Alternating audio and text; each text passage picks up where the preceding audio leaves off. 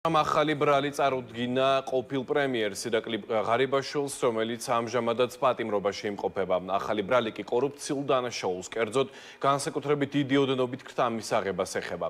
პროკურატურის ცნობით გამოძიებისთვის მნიშვნელოვანი ინფორმაცია საგამოძიებო უწყებას ვასილ მხეიძემ მიაწოდა. ამასთანავე საქმეზე გამოძიებასთან თანამშრომლა ყოფილმა თავდაცვის მინისტრმა და ღარიბაშვილის თანაგუნდელმა ჯუარშერ ბურჭულაძემ. როგორ ეხმაურებიან აღნიშნულ საქმეს მმართველი პარტიის ლიდერები და რას ამბობს ღარიბაშვილის ადვოკატი. ამ თემაზე პირდაპირ ეთერში მაშო დიასამიძე ისაუბრებს. მაშო, გისმენთ. ახალი ბრალი და ირაკლი ღარიბაშვილის პასუხი. როგორც ცნობილია, მისი უფლებადამცველის მხრიდან ირაკლი ღარიბაშვილი უკვე სამართლებრივი ბრძოლის დაწყებას აანონსებს. ამასთან ერთად მისი ადვოკატი ლილი გალაშვილი მედიასთან საუბრობს, რომ მან ირაკლი ღარიბაშვილმა ბრალის დადგენილებასაც კი არ მოაწერა ხელი, ვინაიდან ის ბრალს არ აღიარებს და აცხადებს, რომ მის წინააღმდეგ დაწყებული საქმე არის სრულად შეთითხნილი. ამასთან ერთად მისი უფლებადამცველები საუბრობენ, რომ პრემიერ-მინისტრი თავს პოლიტპატიმრად მიიჩნევს და ამასთან ერთად მიაჩნია, რომ ის რაც ხდება ამაზე მის მიერ ბოლო განცხადებებში, სოციალურ ქსელში გამოქვეყნებულ ბოლო განცხადებებში იყო საუბარი, მათ შორის საუბარი იყო ამასთან დაკავშირებით წერილში, რომელიც ჯერ კიდევ ივლისის თვეში მიიღო და იქ თხოვდნენ სწორედ ახალი კორუფციული ბრალდების აღიარებას. ამასთან ერთად მისი უფლებადამცველები აცხადებენ, რომ ახლა ყოფილი პრემიერ-მინისტრი ირაკლი ღარიბაშვილი აპირებს, რომ სასამართლოში გაასაჩივროს ეს ახალი ბრალდება და დაიწყოს სამართლებრივი ბრძოლა, ვინაიდან თვლის, რომ ახლა მის მიმართ ხორციელდება პოლიტიკური დევნა. დღეს წარადგინა ბრალი ბრიფინგზე როგორც გაცხადდა, ეს არის სამართლის კოდექსის 328 მუხლის მეორე და მესამე ნაწილები. რა თქმა უნდა, ხელიც კი არ მოუწერა ბრალის დადგენილებას, ის არ აღიარებს წარდგენილ ბრალს და აპირებს, რა თქმა უნდა, სამართლებრივ ბრძოლას. მან განაცხადა, რომ მის მიმართ წარდგენილი ბრალი არის აბსურდი, ამის შესახებ მისთვის ცნობილი გახდა და მიხვდა, რომ აი ამდაგვა რაღაცას უმზადებდნენ, მას შემდეგ რაც ეს შემონათვალი იყო და წერილი, რომელიც მან გამოაქვეყნა, კიდევ იმეს ეპარება ეჭვი, რომ ის ბრალი, რაც დღეს წარუდგინეს ირაკლი ღარიბაშვილს არის შეთითხნილი, არ შეესაბამება სიმართლეს. გპირდებით, ეს ირაკლი ღარიბაშვილზე გამომდინარე, რომ ამ წერილებს ელოდეთ უახლოეს ბრალი.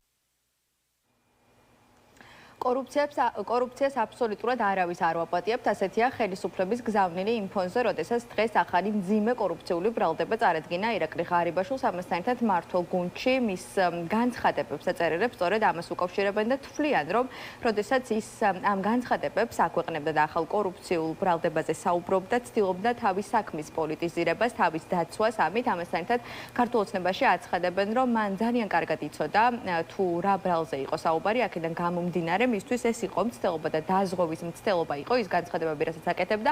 ამასთან ერთად ქართულ ოცნებაში აცხადებენ, რომ არ აქვს მნიშვნელობა, ეს იქნება მოქმედი თუ ყოფილი თანამდებობის პირი, კორუფციის შემთხვევაში ყველა შესაბამის პასუხისგებაში მიეცემა.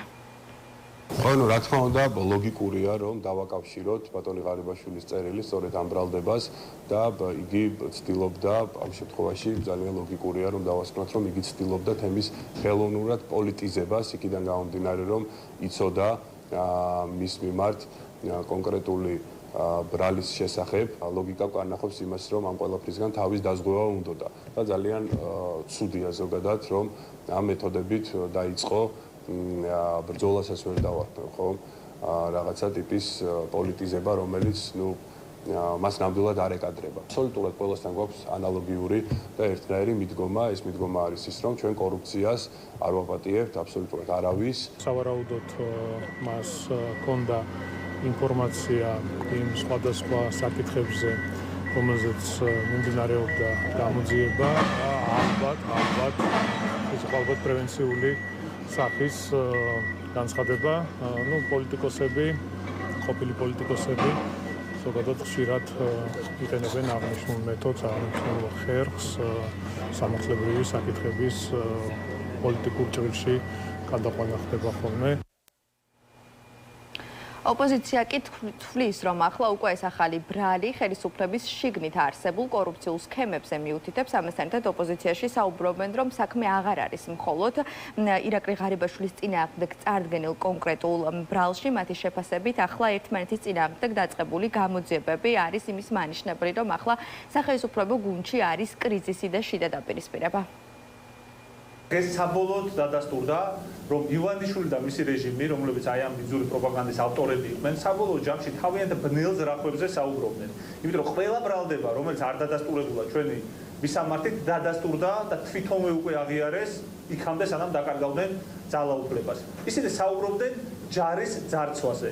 მე შეგახსენებთ, რომ საქართველოში ყვაოდა სამხედრო ინდუსტრია და ჩვენ გქონდა თანამედროვე ქართული შეიარაღება, მათ არათუ გააჩანაგეს ეს ყველაფერი, არამედ გაირკვა, რომ თავდაცვის მინისტრი მათ შორის კილოობით თანხებს ტომარებით ატარებდა მინისტრთა კაბინეტებში. ყოფილი პრემიერ-მინისტრი ღარიბაშვილი ყოფილ თავდაცვის მინისტრთან ერთად გვეუბნება პროკურატურა, რომ ჯარს ძარცვავდა და ჯარი გაძარცვაო, აი ეს არის ის რეალობა, რა რეალობაშიც ქართული ოცნება საზოგადოებას აპყოფებს და არის კიდევ ესეთი მეორე კითხვა, ხომ არ ხდება სამართლის გამოყენება ამ შემთხვევაში კლანური ინტერესებიდან გამომდინარე ზეწოლისათვის, ვინაიდან საიდან იცოდა მაშინ ღარიბაშვილმა წინასწარ, რომ მას შესაძლოა ბრალი წარდგენო და პატიმრობაში ყოფნა ღარიბაშვილმა, საიდან იცოდა ამის შესახებ და იყო თუ არის თუ არა რეალობა წერილთან დაკავშირებით, ვინაიდან ჩვენ ვხედავთ, რომ ის მოყვანილი ფაქტები დღეს უკვე რეალობად იქცა.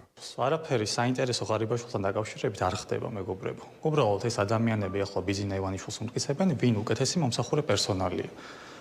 სამწუხაროდ, საბედნიეროდ, ამ შემთხვევაში კობახიძე მდინარაძის კლანი გარეთ არის, ღარიბაშვილი ციხეში არის. ეს შეიძლება უახლოეს მომავალში შეიცვალოს და დავალოთ მოვლენებს, მაგრამ საინტერესო და მოულოდნელი არაფერი არ ხდება. ეს შიდა კლანური დაპირისპირება იყო ოცნებაში და კიდევ იქნება.